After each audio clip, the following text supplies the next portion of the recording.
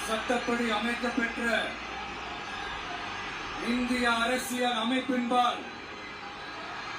உண்மையான நம்பிக்கையும் மாறா பற்றும் கொண்டிருப்பேன் என்றும் வெறியோட சொல்றான்.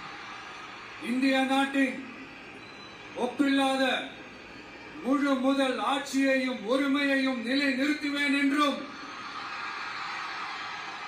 தமிழ்நாட்டு அரசின் முதலமைச்சராக உண்மையாகவும் உளச்சான்றின்படியும் என் கடமைகளை நிறைவேற்றுவேன் என்றும் அரசியல் அமைப்பிற்கும் சட்டத்திற்கும் இணங்க அச்சமும் ஒருதலை சார்பும் இன்றி விருப்பு வெறுப்பை விலக்கி பலதரப்பட்ட மக்கள் அனைவருக்கும் நேர்மையானதை செய்வேன் என்றும் ஆண்டவன் மீது ஆணையிட்டு